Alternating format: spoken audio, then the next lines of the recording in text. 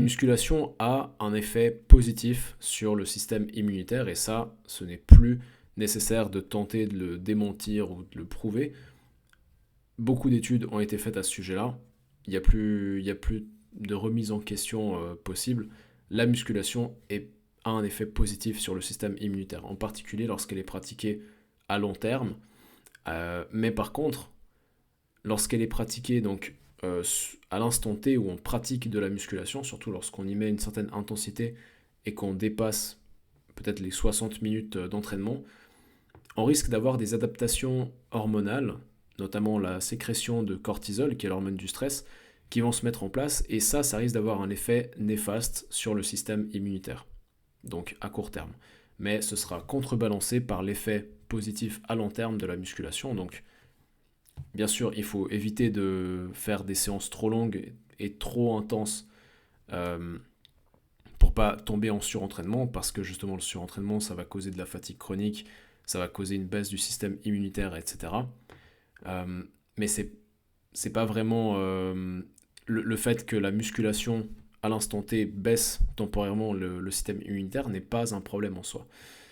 Maintenant, la question dans cette vidéo, c'est est-ce que la musculation peut être un outil utilisable lorsqu'on est déjà malade? Parce que, vous le savez sûrement, avec cette fameuse pandémie qu'il y a eu il y a quelques années, on est tous devenus des experts en virologie. Les virus, une fois qu'on les a, une fois qu'on a un virus, on a un virus. Tout ce qu'on peut faire, c'est attendre qu'il meure. C'est attendre que notre corps fasse le boulot pour éliminer le virus et créer des défenses immunitaires spécifiques qui permettraient par la suite, si on devait à nouveau choper ce virus, de se défendre plus facilement. Donc, techniquement, même si on essaie de faire de la musculation pour augmenter nos défenses immunitaires, bah, si on a déjà un virus, ça va rien changer. Par contre, à l'inverse, si on a déjà un virus et qu'on fait de la musculation, ce n'est pas la légère baisse de système immunitaire durant la séance qui va faire empirer notre situation.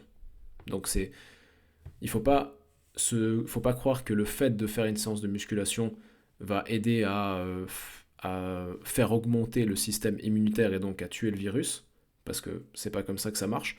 Mais à l'inverse, il ne faut pas avoir peur de faire de la musculation lorsqu'on est malade, par peur que ça baisse encore plus notre système immunitaire et qu'on chope deux virus en même temps.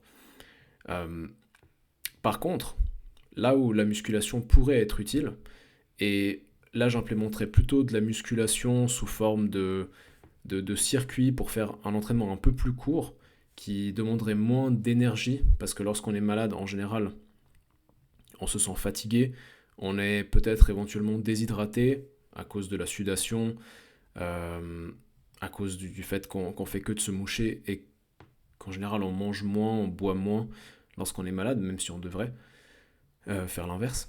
Mais du coup, lorsqu'on pratique une activité physique courte et intense, on va pouvoir augmenter temporairement notre température corporelle. Et pourquoi est-ce que c'est intéressant lorsqu'on a un virus d'augmenter sa température corporelle?